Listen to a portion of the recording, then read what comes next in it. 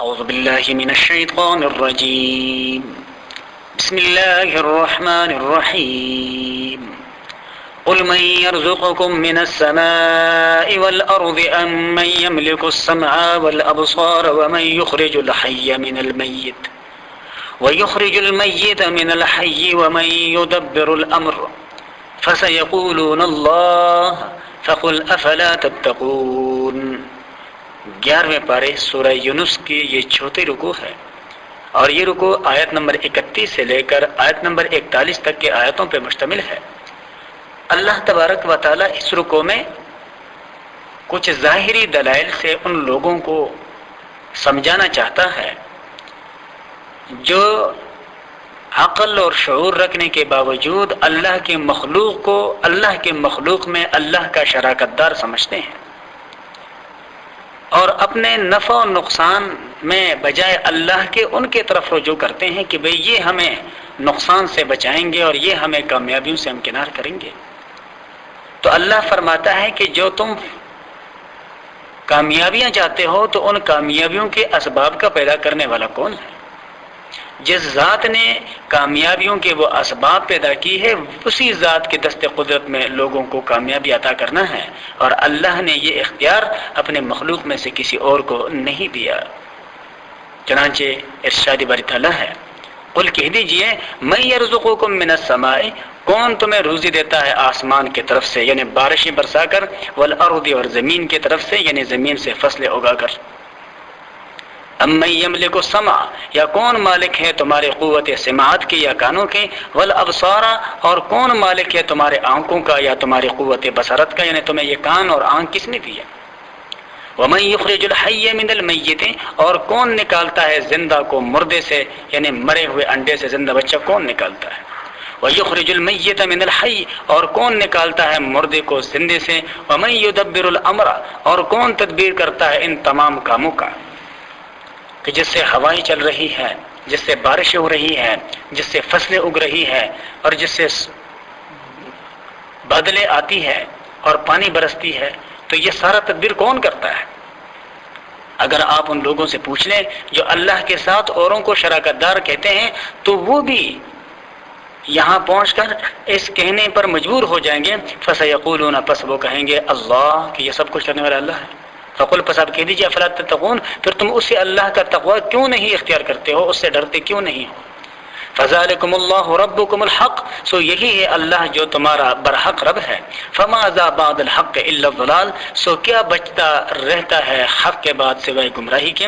فانا تصرفون پس تم کہاں مارے مارے کرے جا رہے ہو کہ نفع و نقصان کسی اور میں تلاش کر رہے ہو. نفع و نقصان تو اللہ تبارک و تعالیٰ کے دست قدرت میں ہے. کذالک اسی طرح حقت کلمت ربک ٹھیک آئی بات تیرے رب کی علی الذین ان لوگوں پر فسقوا جو نافرمان ہے انہم لا یؤمنون یہ کہ وہ ایمان نہیں لائیں گے. یعنی اللہ نے شروع ہی میں یہ جو فیصلہ فرما دیا ہے کہ جو نافرمان رہیں گے وہ اپنے نافرمانیوں کی وجہ سے دولت ایمان نہیں پا سکیں گے. تو اللہ فرماتا ہے کہ اللہ کی یہ بات نافرمانوں کے حق میں سچ ثابت ہو گئی. قل کہہ دیجئے هل من شرکائکم کیا کوئی ہے تمہارے شریکوں میں من یبدأ الخلق وہ یہ کہ پیدا کرے اس مخلوق کو ثم یعیدہ یا پھر اس کو دوبارہ زندہ کرے. وللہ کہہ دیجئے آپ کہ اللہ ہی یبدأ الخلق پیدا کرتا ہے پہلے بار ثم یعیدہ پھر وہی دوبارہ ان کو لوٹائے گا. فانا تؤفکون پس تم کہاں مارے مارے پھرے جا رہے ہو. قل کہہ دیجئے هل من شرکائکم کیا تمہارے شراکت داروں میں سے کسی سے یہ ہو سکتا ہے من یہدی الی الحق یہ کہ وہ لوگوں کو صحیح راستہ بتا سکے. قل اللہ کہہ دیجیے کہ اللہ ہی یہدی للحق وہ لوگوں کو صحیح راستہ بتاتا ہے. افمن یہدی الی الحق کیا وہ جو سیدھا راستہ بتاتا ہو یا جو رہنمائی کرے حق کی طرف احق ان یتبع کیا وہ اس بات کا زیادہ حقدار ہے کہ اس کی بات مانی جائے. ام من لا یہدی وہ یا وہ کہ جو خود راستے پہ نہیں الا ان یہدی مگر یہ کہ اس کو راستہ بتایا جائے. فما لکم کیف تحکمون پس تمہیں کیا ہوا یہ تم کیسے انصاف کرتے ہو. اللہ فرماتا ہے وما یتبع اکثرهم اور وہ لوگ نہیں پیروی کرتے الا ظنا مگر محض اپنے خیالات کے. لیکن حقیقت یہ ہے کہ ان الظن لا یغنی من الحق شیئا سو اٹکل کام نہیں دیتی حق بات میں کچھ بھی. ان اللہ علیم بما یفعلون، بے شک اللہ کو معلوم ہے جو کچھ وہ کرتے ہیں. وما کان ھذا القرآن، اور نہیں ہے یہ قرآن ایسا ان یفترى من دون اللہ، یہ کہ کوئی اس کو اللہ کے سوا بنا لے.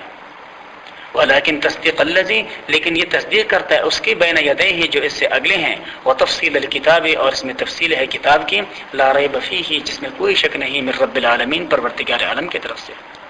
ام یقولون افترا، کیا وہ لوگ کہتے ہیں کہ انہوں نے یہ قرآن اپنے طرف سے بنایا ہے؟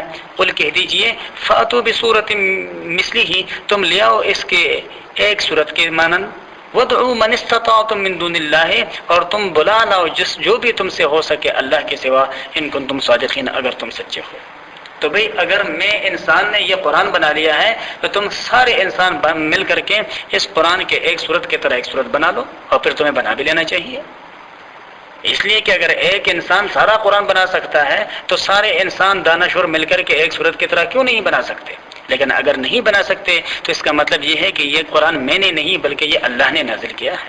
اللہ کے ارشاد ہیں بل کذبوا، بلکہ یہ لوگ جھٹلانے لگے، بما، اس کو، لم یحیطوا بعلمہ، کہ جس کو یہ اپنے احاطہ علم میں ہی نہیں لا سکے، جس کو یہ سمجھ ہی نہیں سکے. ولما یأتیہم تأویلہ، اور ابھی نہیں آئے ان کے سامنے قرآن مجید کے بتائے ہوئے حقیقتیں. کذالک، ایسے ہی، کذب الذین من قبلہم، جھٹلا چکے ہیں وہ لوگ جو ان سے اگلے ہو گزرے ہیں. فانظر، پس دیکھیے، کیف کان عاقبۃ الظالمین، سو کیسا ہوا انجام گناہگاروں کا. ومنہم من یؤمن بہ، اور بعض ان میں سے وہ ہے کہ جو یقین کریں گے اس قرآن کا. ومنہم من لا یؤمن بہ، اور بعض ان میں سے وہ ہے جو اس پر یقین نہیں کریں گے. وربک اعلم بالمفسدین، اور تیرا رب فسادیوں کو خوب جانتا ہے. اللہ تبارک و تعالیٰ فرماتے ہیں کہ یہ سوائے ضد کے، حسد کے اور عناد کے اور کیا بات ہے کہ یہ قرآن کے مقابلے میں قرآن جیسا کتاب نہیں لا سکتے. قرآن جیسے سچ کے مقابلے میں اور قرآن جیسے حقائق پر مبنی کتاب کے مقابلے میں یہ ایسے ایک صورت بھی پیش نہیں کر سکتے. تو یہ ان کی بے بسی کی نشانی ہے اللہ کے کلام کے مقابلے میں. تو جب یہ اللہ کے کلام کے مقابلے میں بے بس ہیں تو پھر یہ ایمان کیوں نہیں لاتے؟ وآخر دعوانا ان الحمد للہ رب العالمین.